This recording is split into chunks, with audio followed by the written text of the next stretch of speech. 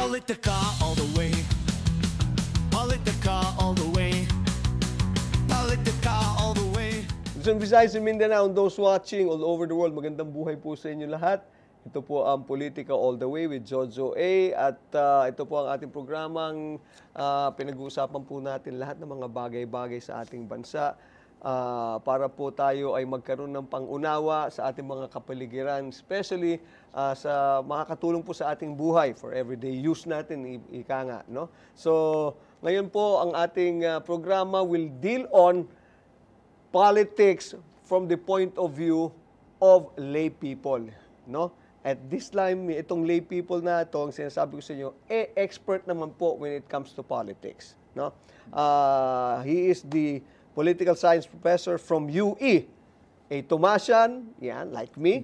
Palakpakan po natin, napakagandang lalaki nating guest ngayon, si Professor Eric De Torres. Prof, magandang buhay and thank you for coming, ha? Maraming salamat, Sir Jojo A, for inviting me. Nako, the pleasure is all mine, lalo especially ngayon, umuulan at bumabagyo, no? But bumabagyo ng issues more so. Sobra. Grabe. Grabe yung kaliwat kanan. Kaliwat kanan, di ba? Harap likod, hindi natin Oo, alam kung kaya saan nga magsisimula. Yung kaliwat kanan, yun ang nangyayari ngayon sa yung kay General Torre at kay Baste. Matutuloy ba yung kaliwat kanan nila? Well, Hindi. yun ang maganda. Kasi si General Torre, 2-0. 2 wins, 0 losses. Dalawa, na ipakulong niya si Pastor Kibuloy at napadala niya sa dahig si former President Rodrigo Duterte. Ano ba yan? Southpaw din itong Southpaw rin. si General Torre. Well, si Basti naman, 0-0. Wala pang naipapanalo. Pero kung, kidding aside, ito yung hindi natin alam kung sa lahat ng ikot ng problema, parang ito yung nasa gitna ngayon eh. Oo nga. Pwedeng isipin nating lighter mood or whatever, pero nakakabulaga dun sa amidst all of this, yun yung inaabangan ng lahat ng tao. Oo nga, hindi nga. Pero I have to give it to Prof. I have to give it to General Torre kahit paano na, let's not do this without anything naman, without benefit to the Filipino people. Sabi niya, hindi, gawin natin medyo interesting. Magbenta tayo ng ticket or tayo, pa-sponsor natin, bigay natin sa mga flood victims. Di ba? Siyempre, lahat naman ng mga kababayan natin, always welcome kahit anong klaseng tulong. Diba? At saan man manggaling, at least yung kalokohan na nangyayari sa politika natin, meron namang kahihinat na medyo na positive. I know, even call it that. Tingin ko nga, sir, kahit na umuulan, dadayuhin yan. Oo. If it is for a cause, why not? At saka kung talagang Baste will show up, kaya lang, nagbigay ng kondisyon. Oo nga nagbigay ng kondisyon. So, kailangan muna daw na hair follicle test sa mga officials bago siya, mag-show. So, pero bakit nga gano'n? Ang kalaban naman niya si General. Yun lang naisip ko, bakit si General Torre kalaban? Bakit ang kukunan mo na hair follicle si BBM, di ba? Yun nga, sir. So, ako, depende yan dun sa magiging call ni Baste. Pero ako, mas maganda kung matuloy para magkaalaman na. Hindi, at the same time, kasi may hugot pareho. Lalo na on the part of Baste, masisense mo, sir, na it's something personal because of what happened to his dad. So, yun, may halong gigil. Pero teka muna, muna tayo? Kondisyonis din, di ba? So, mas maganda siguro, Prof, kung Royal Rumble. Di ba? Sama na rin natin sinong gustong kasama ni General Torre. Tapos si Baste at saka si Pulong. Pwede, no? Tag team, di ba? Ganun sila, di ba? Tag team match, sir. And then, actually, biro lang po yung mga namin ni Prof. We're just talking about this in a light way. Kasi, especially with what's happening in our country, with both economics and politics, medyo talagang this is a welcome thing na pinag-uusapan mo. Just to, sabi mo nga, Prof, it's just to lighten the mood a little bit. What do you see? What does the President need to convey, Prof, to the Filipino people at this very time, at this very moment? What does he need to do? Well, a lot. I really also do not know what would be the gameplay on the part of the President considering na bago nga itong preparation na to, kinriticize na naman siya. Kasi amidst all of this, isipin mo, yung call for immediate action and response, nagkakabit ang DPWH ng kanyang mga tarpaulin kung saan-saan in preparation sa SONA. Though, syempre, ang sinabi, nagalit siya at pinatanggal. So, yung communication, I think, yun yung isang malaking hamon on the part of this administration on how to effectively communicate and convey the message of this administration. Secondly, kung pagdating dyan sa SONA, ano ba talaga yung kailangang pag-usapan? Well, I think it's really an issue of governance. It's an issue of leadership, and it's really an issue on how to immediately address the basic needs of the Filipino people. Kasi kung matatandaan natin, Sir Jojo, yung inflation ang taas, dadagdag pa itong mga natural disasters at saka sakuna. So, pag titignan natin, pahirap ng pahirap yung buhay ng mga kababayan natin. Although, syempre, sinasabi, andyan yung mga numero, andyan yung mga datos. Pero kung titignan natin, mapapansin mo, nasan yung gap? May gap dun sa sinasabing numero sa taas versus dun sa, ano mo yun, nararamdaman ng pangkaraniwang Pilipino. Napababa nila yung bigas. Of course, ako tingin ko, i-highlight yan. Pero ang tanong ko dyan, number one, would it be sustainable? Can it be sustainable in the long run? Yung 20 pesos na yan. Or dapat magsimula na tayo talagang to create a roadmap in terms of how do we intend to address all of these things. Ayan na naman, pagka may mataas na presyo, ang solusyon, importation palagi. Ikatlo, yung trade deal na nangyari sa Amerika. Inaabangan din yan. Pero ano yung trade-off dyan? Tandaan natin, may kasabihan nga, the devil is on the details. Ano yung detalye ng kanilang pinag-usapan? That's correct. So, free trade ang Amerika, ang kapalit ng 1%, more or less, papasok yung mga walang tariff yung papasok na mga produkto ng Amerika, specifically pharmacy, trigo, at saka at the same time yung vehicles. Pero ang tanong ko, Jojo, ano yung gagawin natin sa walang taripang mga sasakyan galing ng Amerika? Well, in fact, ang laki ng problema natin sa trapiko. Right. That's one. Two, nag-a-adjust at nagta-transition na tayo papunta ng electric vehicle. So kung titignan mo sa pangmalawakang perspektibo, baka ito pinoproxy politics tayo ng Amerika versus China dahil ang tatamaan dito are Chinese vehicles na napakaganda ng performance sa market ngayon dahil number one, sa taas ng gasolina ngayon, yung mga Pilipinong iba, middle class, affordability ang pinag-uusapan dito, lumilipat na rin din dito sa ganitong klaseng vehicle. So, yun Sir Jojo, talagang series of problems kaliwat kanan tong kailangang pag-isipan ng ating Pangulo. So you think itong mangyayari na to, the SONA will more or less give the Filipino people an idea of the direction we're going as far as foreign relations is concerned? Are we going leaning towards America or leaning toward or parang balancing China's presence in the Philippines? Tingin ko, sir, it's still going to be naman the US. However, yung pinakamalaking katanungan dyan, pagbalik niya, sino yung mas nag-benefit? US ba o Pilipinas? With that 1% reduction. Tapos, of course, yung usaping seguridad, maraming analyst na nagsasabi na he could have played basically the WPS leverage. Pero hindi nangyari. Ang isa pang kritisismo, sir, yung iba nating mga neighboring countries, via phone call. Pero siya, pinatawag, ang spin, iba. Na tayo yung unang leader ng bansa na pinatawag. Ang sabi naman ng iba, bakit ganun pinatawag? Mas mabilis pa sa alas 4, lipad doon.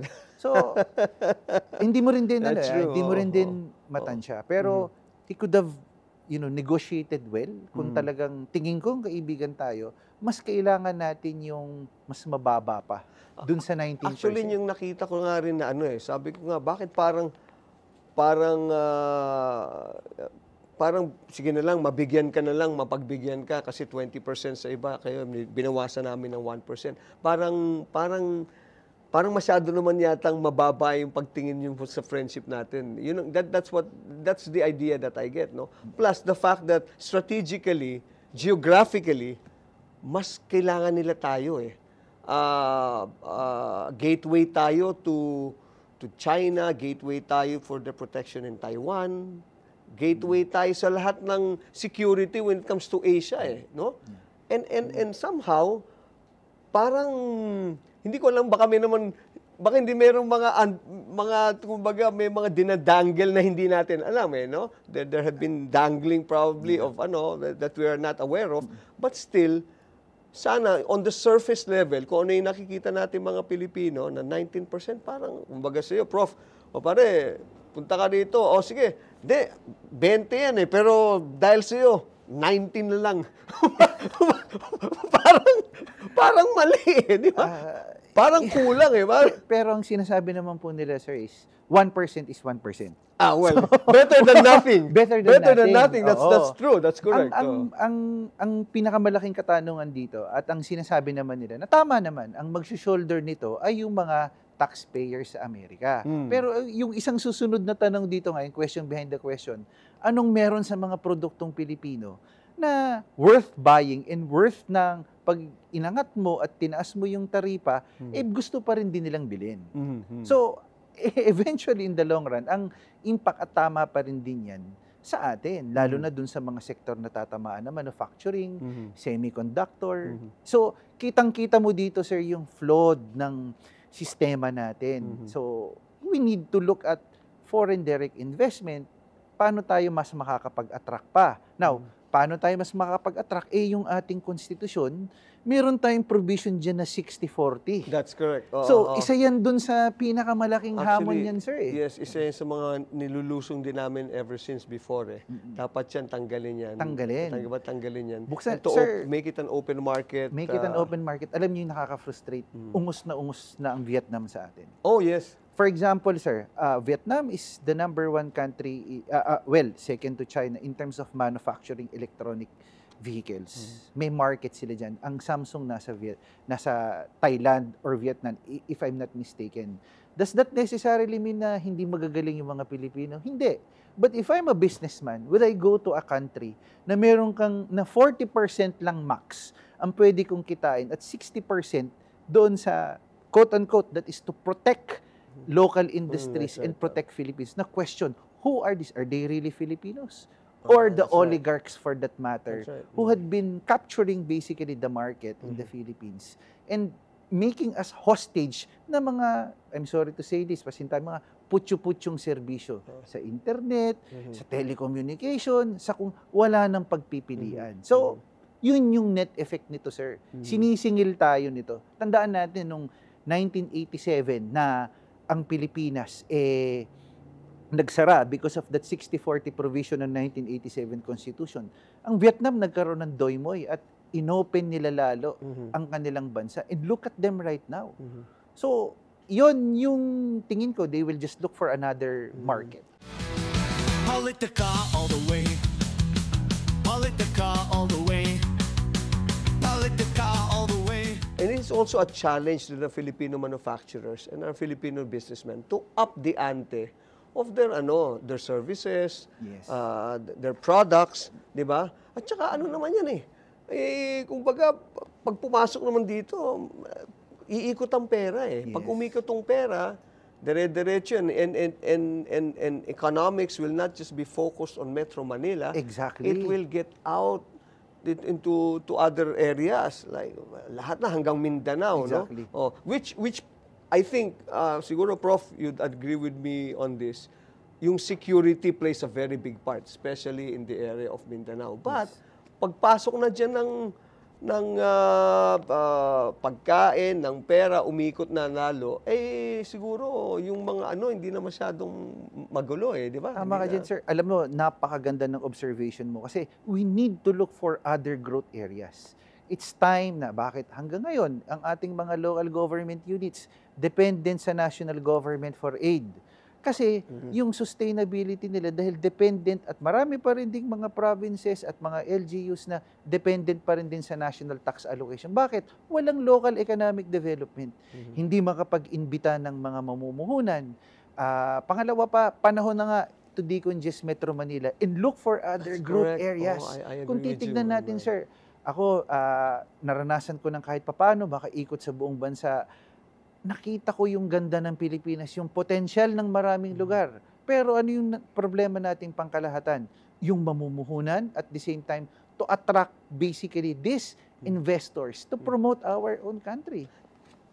I agree with you on that, especially when you say, Prof, na umikot ka na, nakikita, ang ganda ng Pilipinas, napakaganda po ng Pilipinas. And the Filipino people, napakaganda rin. Sa totoo lang, we actually have that, yung ano natin of discipline and hard work, na it is innate in us. Ang masakit niyan, pag nandito sa Pilipinas, hindi lumalabas sa ibang bansa. And that's what's sad about the whole thing, no? The very same people have, when you bring them to the other countries, andun lumalabas yung discipline nila, doon lumalabas yung kanilang, yung hardworking. Saan ka nakakita, Prof, umaga pa lang, alas 4, alas 5, umaalis na yung ating mga nagtatrabaho, yung mga And yet, kaya ako nakikita, I agree naman yung I empathize with them kasi minsan nawawalan sila because parang feeling nila sana wag sumamay na sa gobyerno natin because matagal na nangyayari ito Parang there's no government that really takes care of them, Prof, no? Yun yung nakakalungkot, sir, kasi nakaka-frustrate yung sa part ng mga OFWs na talagang nagtatrabaho at hindi mo rin din maiiwasan na sanga-sanga na bakit ang dami mga Pilipino na lagi na lang nakikipagsapalaran. It's because several things. One of which is the lack of opportunity in our country. Kung bibigyan naman ng pagkakataon, Sir Jojo, sino ba naman ang gustong mangibang makipagsapalaran sa ibang bayan kung meron naman ng maayos na trabaho dito at yung access mo dun sa mga basic commodities, okay. Pero marami na ikipagsapalaran kasi nakita na mas magandang buhay dun sa ibang bansa. At hindi lang yun. Yung nakikita nila yung pinagtatrabahuhan nila, may napupuntahan kasi nakikita physically. So, this is one of the major, really frustrations that continues to haunt us. Kasi both systemic at saka behavioral, it's changing mindsets on the part of, government officials. But we're not saying na, marami pa rin din sa ating mga opisyalis ng gobyerno talagang nagtatrabaho. Ang dyan is paano natin magkakaisa yung bansa para maabot talaga natin yung ating minimithi. Hindi lang kasi siya usapin ng political will, may sistema kang kailangan na palitan at may sistema ka na dapat na baguhin. We're looking at how many years of Exactly. Of bad system, if you want to call it exactly. that. Yung katulad of na flawed system. Ma-attribute natin dun sa pagbaha hanggang sa nag-shift yung mga politiko na sila pa rin din. Ang dami nagsasabi, yung argumento o yung debate na change the system or change the people. Kasi marami nagsasabi na baguhin mo man yung sistema, kung sila pa rin yung taong nandyan, wala rin din naman mababago. Hindi. Baguhin mo yung sistema, pero kung sila pa rin, maaaring sila pa rin yung mga tao, the system can actually has a self-correcting mechanism to change their behavior. So, papalitan mo yung behavior.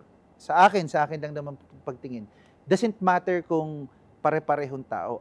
Ang maganda dyan is nagpe-perform sila at nagtatrabaho sila. Yun yung minomodify ng system Right. You change basically the behavior to compel these politicians to change also their political actions, if you may. So, yun yung maganda rito na hindi lang optics kasi otherwise, mas mataas yung accountability kung binabago mo yung sistema. Kasi sa sistema ngayon, alam na nila yung yung they know how to bend the rules of the game. Parang PBA sa basketball, sir, di ba?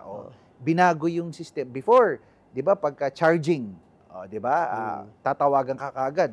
Ngayon, naglagay na sila ng arko. So, nag-iiba yung behavior ng mga players. Ganon din kapag pinalitan mo yung rules of the game by changing basically the system. Not necessarily the personality, but you change the behavior of the person. Wow, that's well put, ha? Ngayon ko lang din naisip yung ganyan, na-analyze na tama. You have to put a system in place para itong those people in positions will have to abide with the new system, no? Ang problema ko lang diyan, nakikita ko, to impose that system on these people. And that will mean baka magkaroon ng magiging chaotic for a time, but of course, like for any type of big change, kailangan may konting talagang bagsakan na matindi, Yun di ba? Talagang Yung challenging ano na. Pero that's good. And when you're talking about system, mas maganda yung are we talking about the government system talaga? We're talking about the form of government? Is that what you have in mind? Yes, maraming dapat una yung sistemang pampolitikal, yung federal system yata is no? Well, may reservation ako dyan sa may federal reservation system. Ko ba dyan? Pero pwede nating palitan yung political system into either ito yung presidential system natin to a parliamentary or semi-parliamentary system. Sa sistemang yun, dinidikongest mo yung kapangyarihan ng presidente. Kasi tandaan natin, Sir Jojo A., itong sistema natin ngayon, isinubo sa atin ng mga kaibigan nating Amerikano. Na entirely... kasi that's what they have. Yes, actually, na entirely flawed yung manner ng pag-develop. Bakit ko sinabing flawed? Saan ka makakakita na ang presidente at vice president not elected in tandem. Magkahiwalay na binoboto. So, tignan mo yung effect na nangyari nito. Exactly. Sinisingil tayo kasi when you go to, you look at the US model, pag kung sino yung binoto mong presidente, automatic yung vice president, siya din. Secondly, saan ka makakakita? Ang senador sa Pilipinas, elected at large. Diba? Ang senador sa Amerika, 2 senador sa lahat ng state. Yes, correct. Why? Because they represent basically the state's interest. They legislate for the interest of the state. Dito, Sir Jojo, ang 24 senators are elected at large. So sino, ang tanong ko dyan, sino constituent nila? Isipin mo kung ako, halimbawa, taga Cagayan de Oro, sinong senador yung lalapitan ko o kaya gusto kong busisin yung budget? Pupunta pa ako ng Manila? Pupunta pa ako ng GSIS complex sa Pasay para mag-inquire kung kaninong senador? So, kaya nga, actually, by semantics alone, representation would mean direct focus on that very person or department. Di ba? Pag sinabi mong ako ang representante nito, dapat doon, I agree with you on that, yung commissioner, yung senator at large. Yes. No? Dapat yan, dapat proper representation of an area na sinasakop mo. Kaya lang, yun nga sinasabi. Kaya sabi nila, there's a move now to abolish the Senate and just concentrate and focus on the, are you for that? For Congress maganda rin alone? Din na may checks and balance. Pero ang tanong dyan is, they're actually basically may for checks and balance. But ang tanong dyan is papayag ba, especially, di parang kumuha sila ng bato na ipupukpuk sa ulo nila na madi-display sila. At the end of the day, it's political power play, 'di ba? Especially with the things happening right now with the all, matters with regard to impeachment. So, yun yung medyo dapat na i-address natin. Ikatlo pa diyan, Sir Jojo, yung usapin na political parties. So, yung sa Amerika nakita natin, klaro na two-party system. It's either you're Republican exactly or a Democrat. But dito, presidential tayo, pero ang ironic, we are adopting a multi-party system. Hindi ko pa nga sasabihin na talagang political party siya. These are political organizations that you can only feel during elections. May nagsabi, sir, may party list naman. Teka muna. Kung may party list, ito yung question dyan, do they really represent the poor and the marginalized? So yun that's true. Yun yung na-defeat yung purpose kung bakit meron ito ngayon. So yun, kaya tignan mo nagre-result yung COMELEC. Ang ganda, we have to laud and commend COMELEC for this because of some policies implemented. However, it's a band-aid solution. You're not really addressing it unless na magpasa ka ng electoral reform law and of course, banning dynasty as well. That's right. Tama, yung iba nga sinabi niya, these are all cosmetic na pang-ibabaw lang, hindi naman hindi siya nagkakaroon ng long-term positive effect, Yes. especially when it comes to the elections. Ako nga, on that note, ito para lang sa party, magtatayo rin ako, Prof, ng ng party na talagang lahat covered.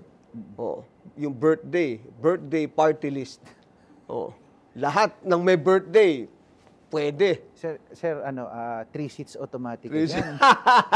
Automatic 3 seats ka dyan, sir. Kasi walang hindi nagbe-birthday, di ba? Para tayo nasa Tinoco Park lang ng kwentuhan nito. Kulay ko naman, boss. Oo, wala. Ganun ba? Kasi At saka sa kulay ko, tsaka Tinoco, tapos botanical tayo. Botanical na, para magkape. Usapang yun ang masarap sa kwentuhan. You know, what's nice about talking about dito sa politika all the way natin, Prof, especially with you, no? You're a political science professor and expert on issues, no? Ang maganda kasi minsan, para tayong mga nagdadama. Ang gagaling natin pag nandun tayo sa labas. Mali yun mo. Di ba? It's nice to talk to someone na not involved in politics because it's very revealing. Ang dami kong nakikitang outside POVs, points of view, that's very practical, no? Precisely the reason why I was telling some of my friends in government na sana when you get consultants, you get them from, yung politics savvy, pero nandiyon sa labas. Yeah. Hindi yung galing sa loob. Kasi pag ganoon ka kumukuha na, they succumb to too much politics Minsan sometimes. kasi, sir, parang since one-sided na rin yung pagtingin kasi masyado ka na nakalubog. Kailangan mo ng third, second-person perspective to mirror at least if what you're still doing is actually okay. To serve basically sa check and balance. That's parang yung World War Z, di ba? Kaya napaghandaan yung sa 10 nagsasabi, siyam, trabaho niya, kumontra. Politica all the way. Politica all the way. Politica all the way. Let's talk about the LGUs now, Yeah. no? Alam mo naman, Prof, na ito medyo buong Metro Manila natin lubog di ba? Itong flood control projects and everything na sadly medyo parang hindi what are your thoughts on this? Are they doing the right thing? Is this implementation ba? Kulang ba sa budget o hindi nagamit yung budget? What's happening here? Well, of course, yung pagdating dyan, if there is a failure or a challenge with regard to the national government, ang susunod na puntahan ng tao talaga is the performance of the local government units, especially the local chief executives. At ngayon nakita natin, ang gagaling yung mga re-electionists na paghandaan nila. For example, kung makikita natin sa Manila, automatic, nung nanalo kaagad si Yorme, nilinis. Ang daming nilinis na kaparte ng Divisoria and so on and so forth. Although, syempre, dahil alam natin na malaki yung Manila, may mga several engineering projects dyan na that would entail really technicalities. Pero kung makikita natin, it's the proactiveness of, being proactive in terms of this situation. Kasi mahalaga na yung local government official mo, magaling yung mapipili mong mayor. Secondly, Marikina, we have to commend, of course, yung pinuhunang trabaho ni Mayor Marcy Chodoro, talagang napakahusay niyan. Tapos ngayon, pinalitan siya nung kanyang may bahay na si Maan Chodoro na continuity, where we're looking at here, continuity. At kung makikita natin, sir, nag-16 at third alarm, pero walang baha doon sa malalaking parte na Marikina na as compared before. So, that means kailangan mo talaga, Sir Jojo A, ng pagka bumoto ka sa 2028, yung may vision. May pangarap yung local chief executive na iboboto mo o ng vice mayor na iboboto mo or any other local officials na tumatakbo. Magandang tignan, bigyan ko lang ng emphasis, pag-caucus. Yung caucus yung tinatawag natin, Sir Jojo, na town hall meetings. Pag town hall meetings, nagpatawag yan na nangangampanya, hindi lang yung town hall meetings yung silbi niyan, kumanta ng at maging entertainment purposes sa mga kandidato, tapos magbibigay ka ng pakain. Ang silbi ng caucus sa town hall meetings, nandun ka, tanungin mo, Mayor, anong naging aksyon natin ng ganyan? Sisingilin mo sila dun sa plataforma de gobyerno nila. O, magtanong ka anong plataforma de gobyerno nila. Kasi mas interactive siya at mas madali yung access mo dahil nandyan lang. Hindi siya dapat maging form of entertainment or whatsoever. I agree. Meron ng meron mga kaibigan na yung mga LGU officials. Sabi nga lang sa akin, so, pagka ang mayor mo, nakikita mo sa opisina, no, laging nandun, may problema yung yung inyong lugar. Tama po. Because the mayor should always be going around, visiting the barangays, visiting the constituency. Ganon. Yes. Siguro yung yun naman ako natutuwa, yung mayor namin sa Antipolo, okay naman si Mayor June. June June Linares. Linares. He's a very proactive mayor. Tsaka fast worker, miski sa barangay namin. So Maraming well, of course, makikita rin din natin si Mayor Vico, given yan, Mayor Benji Magalong ng Baguio, at susukatin mo talaga yung galing nila dito sa mga ganitong klase, sir, na pagkakataon. Na parang yung leadership, the decisiveness. So, marami din nga nagsasabi, sir, na baka ang next formula na magandang tignan natin na pag mag-i-elect tayo ng president, nasubukan na natin ng ekonomista, nasubukan na natin ng abogado, talagang kailangan yung manager, kasi executive siya. That's right. Manager yung tinitignan mong trabaho. Actually, I so agree with so many things, but ito lalo pinpointed mo yan. Ang executive, kaya nga three branches of government, Yes. diba? Legislative, executive, and the Justice Department. Itong yung government natin more so needs a manager. He needs an executory yan . Yes. Yan yung tipong dapat magaling people management, kahit macro management yan, dapat nakikita niya yung Yes. itong dapat gawin. Ikaw, di ba? Manduhan. Ika nga, manduhan ng magaling. And he has to have a vision and a man with a mission. Hindi lang yung vision na itong gusto ko mangyari, hindi, pero itong mission ko tong gawin, itong vision ko to make it hindi lang siya vision, make it into fruition. Dapat mangyari talaga.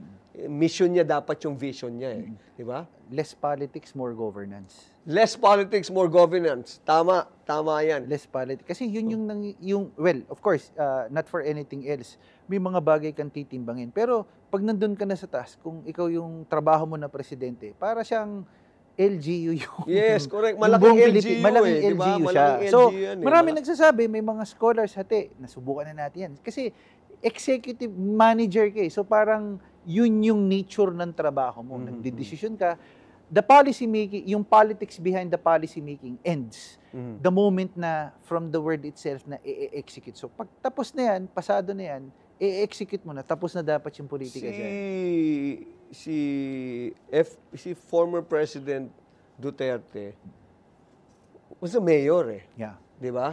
What do you think did he lack or naman for a lack of a better word, what do you think should he have done to make it yung mas maganda sanang legacy? Tingin ko nakulangan si FPRRD ng oras. Kasi yun yung isang limitasyon. Again, Yes. babalik tayo doon sa usapin sa ating konstitusyon. Kasi kung makikita natin, yung mga naging successful countries, continuity, because they have a system that is, as long as you serve at the pleasure of the parliament, tuloy-tuloy ka. I mean, 6 years is very short for a very good president. 6 years is a very long it one seems for a bad one. For a bad one. So, tingin ko nakulangan si FPRRD kasi mas nag-concentrate. Again, dun din tayo papasok sa usapin na depende sa trust nung presidente. So siya, mas nag-focus siya sa security, mas nag-focus siya sa, well, sad to say, tinamaan tayo ng pandemic noon. So, we're doing well nung mga first 2 years. Golden age ng build infrastructure. Pero yung downside nung kanyang administration was agriculture. Which is, ito naman yung medyo nagpipick up at saka na bibigyan ng focus ni PBBM. But of course, marami pang dapat pang gawin. But yun nga 6 years, very very short para magawa mo yung dapat mo pang gawin. You know, I've had quite a few guests already, no? And prof, yung agriculture talaga ang dapat pagtuunan natin ng pansin no? Kasi lalong-lalo ng Mindanao, food basket yan ng buong Exactly, Pilipinas. Kayang-kaya sana what do you think is should be done for this especially from your own point of view? Number one is the R&D, research and development pagdating dyan. Ito yung, bigyan kita ng isang example dyan, sir. Alam mo ba yung na-develop yung jasmine rice sa Thailand? They all went to the Philippines to study at the National Rice Research Institute. Yes. So, nakaka-frustrate kasi yung mga binhi na yun na-develop na-develop nila sa pag-aaral dito sa atin. However, na-adapt nila ng maayos dun sa bansa nila because of clear national policies. Dito sa atin, yung problema, kailangan long-term din. Una, kung titignan mo, yung lupa natin, bagamat may batas dyan, kumukunti na. Bakit? Wala na may gustong maging farmer. That's right. Because one, yung being a farmer, parang walang sense of dignity and propriety yung mga magsasaka natin kasi yung hamon na ang hirap dito lang sa Pilipinas, mahirap maging magsasaka. Sa ibang bansa, sila yung mayayaman, exactly, sila yung maraming informed pera. part siya ng food security na hindi lang yung nagpo-produce, nakakapag-produce ka ng marami, pero yung nagpo-produce, may kapasidad din. Yun yung isa. Yung generation na susunod sa kanila na mga anak nila, ayaw na nilang maging magsasaka. They will work hard to send them to school to become professionals. So doon pa lang may problema ka na. That's right. 'Di ba? Pangalawa pa, yung batas. Sir, kumukonti na yung ating mga sakahan kasi binebenta na, being converted into subdivisions. So, yun. Third, is also changing the mindset kasi yun, masyado tayong rice dependent. 'Di ba? In terms of importation, marami. At ikaapat, tingin ko yun, paano pa natin mai-improve yung ating agricultural products?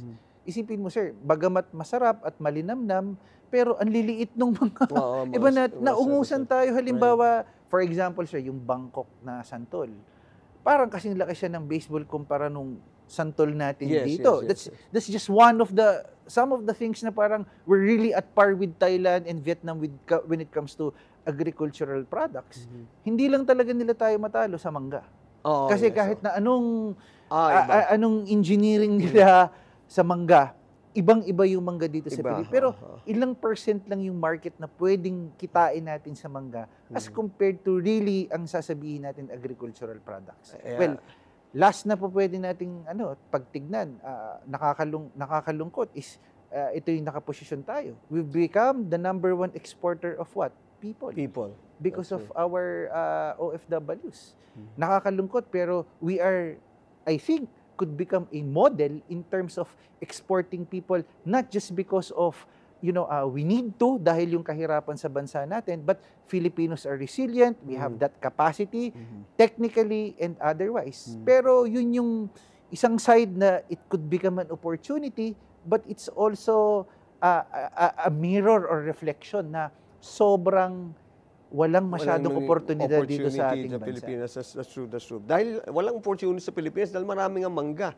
Manggagancho, manggagamit, para na tayo sa Justina naman. Politica all the way. Politica all the way.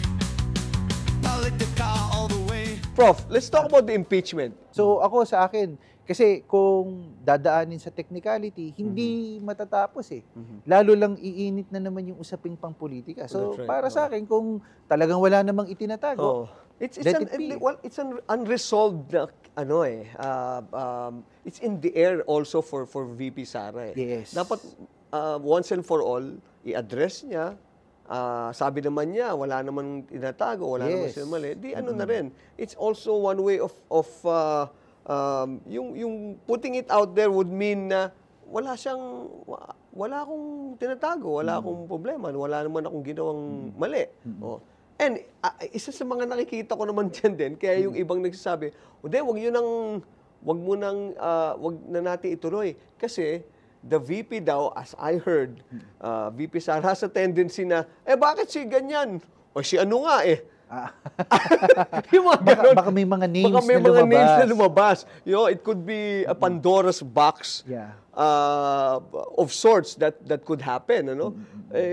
All in all, still, when you think about it, it's going to be very, very entertaining. Yeah. At the same time, kaya lang, ang nakikita ko lang dyan, could also be divisive Yes. for the country, which we do not need, especially now. No? And sobrang, na nga yung sa situation, very, polarized na yung Oo situation nga natin oo yan. nga. Di ko alam kung sir, pag nag-post ka lang ng konting ganito, yung iba mong kaibigan, magre-react na, Oo nga, hindi mo oo. alam, ganito pa rin. Everyone is basically, affected with what is actually happening. Right, And right. we lose focus on much bigger problems and much important problems that needs to actually be addressed. Katulad nito, yung problema sa baha. Ang dami ng eksperto na nagsasabi, tsaka mga engineer, dapat nasolusyonan o tinugunan na nito dati pa. O kailan pa ulit ito? Tandaan natin, kung kikilos tayo ngayon, hindi natin to kaagad-agad mararamdaman. It will take years for that matter. So, yun yung nakakalungkot. Kung walang closure yan, everything will be politicized, divisive, nawawala dun yung focus Actually, natin. masyado Nawawala na- yung focus natin. Too much politics din talaga tayo, Prof. And nawawala tuloy rin, pati foresighting kulang tayo. Exactly, Kulang tayo exactly. sa foresighting. Yun ang nakikita ko eh. Kasi pag sinabing summer, magtipid kayo ng tubig, o wag kayo mag-yan. Pagdating mo ng ulan, Sobra-sobra sobra-sobra naman. naman. So it means walang preparation, walang foresighting, walang system as you put it. Yes. Di ba? Kaya, It's really about addressing important issues. That That's right. If we will not address them, kasi tandaan natin, nag-iba na sir yung takbo ng mundo. Hindi natin pwedeng sabihin na yung internal concerns natin ay pang sa atin lang. Malaking effect yung nangyayari sa external natin, which is, for example, unilateral decision ni Trump. The rest of the world is actually affected. So the dynamics change. Hindi mo pwedeng sabihin na ang problema ni PBBM, ang mga Dutertes lang o yung issue pagdating sa usapin pagdating do sa kritiko niya sa politika. Hindi. Meron kang external shocks or external factors that affects more or less your governance and the way that you will run the country for the next 3 years. That's right. That's right. I think what you said about changing or putting a more firm, a better system will eventually change everything. Siguro even not just change the system but change the people in government. Kasi pag hindi na nila masyadong wala na tayong sadly wala na tayong magagawa dito na to take advantage of this and take advantage of people. Wag na tayo dito. Let's At do yung something paraan else. ng pagtanggal ng or pag-remove ng office ng isang official, challenging din. Katulad yun, yung impeachment process. Isipin mo yun, kung ibang sistema, vote of no confidence lang yan. Automatic removal. Or kung nararamdaman niya, uunahan niya na. Kasi imbis na matanggal ako, inunahan ko na. At least save face. So, yung ganong klaseng pag-change ng system, mababago yung behavior ng ating mga political actors. Well, there's still hope always, and that yun na lang yun naman napakaganda sa mga Pilipino. We're still very hopeful. We are very hopeful. We are very prayerful, and siguro maybe in God's time, and nandyan pa tayo, sigurado maaayos din natin yan. And I think one thing that's admirable naman in this itong present administration natin is very inclusive, no? Yeah. Na pag sinabi niyo, meron ko bang gustong gawin? Sige, join me and let's listen to that, no? So that's one thing naman I like about this administration, in spite of all the problems, lahat naman ng mga natin, administrasyon natin, gobyerno natin, nagkaroon man ng problema eh. Prof, a little prayer for the country, especially now. What's your now's the time for you to address our viewers. Well, siguro ito yung time na panawagan na magtulong-tulong tayo regardless of socioeconomic standing or status. Ikalawa yung lagi kong panawagan yung mas maging critical tayo. In the advent of social media, artificial intelligence, yung nawawala ngayon sa ating mga Pilipino, yung pagiging mapanuri. Kasi isinusubo mo na lang sa kanila yung naratibo. Kasi ngayon, sir, ang dangerous ngayon is the battle of narrative. That's So, right. yung naratibo, sinong naratibo yung magpe-prevail? At the end of the day, we have to have, shows like this, other shows from this network that, enhances the critical thinking and critical analysis of the Filipino people, na mas maging mapanuri tayo, na hindi lahat nasa surface level lang yan. May mas malalim, mas maging mapanuri tayo. Yun ang now more than ever na panawagan ko sa ating mga kababayan. At of course, yung pananalig natin sa Poong May Kapal na bubuti tayo at bubuti din ang ating kondisyon bilang isang bansa. Alright. Wow. Thank you very much. Yung po ang ating guest ko yun. Of course, Professor Eric De Torres, before Disona. And before anything else, i-add ko lang to. Ito para sa iyo to, Prof. No? Ever since, lahat ng mga SONA na nagdaan, mali yan. Kasi dapat yan, SOTNA. State of the Nation Address. So, nasan yung letter T? Oh, kaya mali-mali eh. Di ba? Usapang ustiya. Tayo lang makakaisip niyan. SOTNA dapat, hindi SONA. Di ba? Prof, mabuhay kayo. Maraming salamat po. And thank you very much. Professor Eric De Torres on Political All the Way. Politica all the way. Okay, maraming salamat muli to Professor Eric De Torres. And just a little bit of a recap kung ano pong napag-usapan natin. Sabi po niya, personal lang at not political yung away ni General Torre at ni Baste. No? So that is because of the father. Sabi rin po niya, changing the system may change the people. Tama rin po yan. I agree with him. And pinakamaganda yung sinabi, less politics and more governance. That's what we need in our country today. At dyan po nagtatapos ang Politika All the Way. Lagi po natin tandaan, diskusyon, hindi po away, opinyon, wala pong personalan. This is Jojo A. Peace and love. Politica all the way.